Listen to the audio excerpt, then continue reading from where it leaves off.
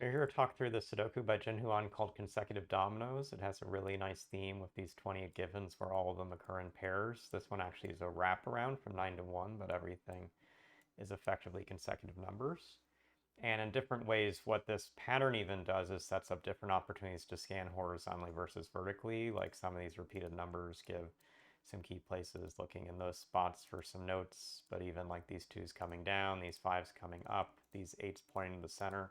Lots of places to start, but we're going to see how I get through it in my speed paper solve. So as we've been doing for other videos recently, here is a watch of me trying to get through this puzzle as fast as I can. And it's always interesting to watch myself solve Sudoku. I've definitely been better in my life than I am now at speed solving, and sometimes this is, people often ask like how to coach others in getting faster these puzzles. One way is to certainly watch back when you solve these things and say, oh, why didn't I see those things? So that actually looks pretty good if I'm tracking the 7s. That looks much worse. Like that 6 note is actually very bad. Like that's a sure number 6 in the 5th box.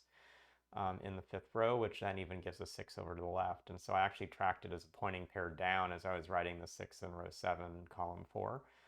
But that's something that's probably going to slow me down unless I, find other things around it. I'm still doing a good job packing the lower right box. I'm taking the notes that I have, getting a found pair with that 3-2 in the bottom. Coming back to some of these numbers, I'm going a little off my standard notation by putting those numbers in the corners. So that's an 8 that has to be in one of 3 cells. But where this is a middle week puzzle, I'm expecting there might be something even as hard as a triple, but probably it's just pairs.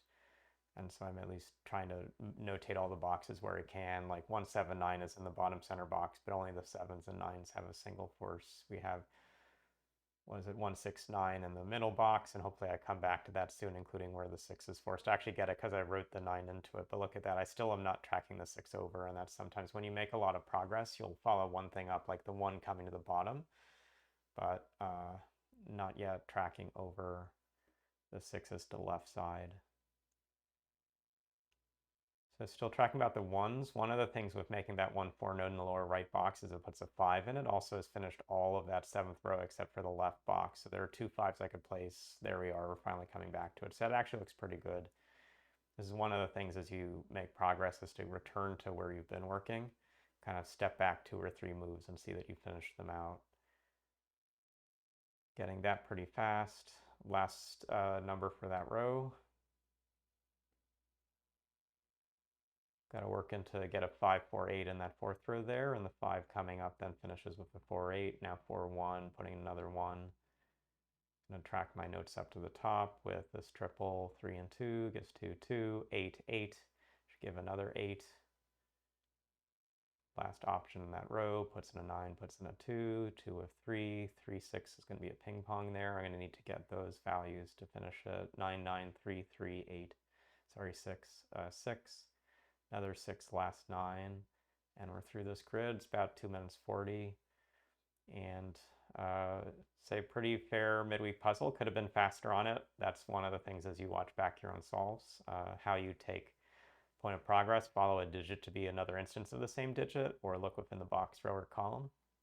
Lots of ways to make that progress, and for sure, being careful with your notes. One of the places I'm sloppy is sometimes when I'm writing a note, but my hand is covering where the number forces it. So it's often errors when the numbers are on the right side of the grid, not the left side of the grid when I'm doing it. So something I definitely watch for, and where it'd actually be faster in computer because it wouldn't be blocking my numbers when doing it. So anyway, hopefully you got something from watching the speed solve of this video. And if you were stuck in how to solve the consecutive dominoes puzzle, definitely this path was one of the ways through the grid. Thanks, JinHoo, for this really elegant design, and we'll see you again soon.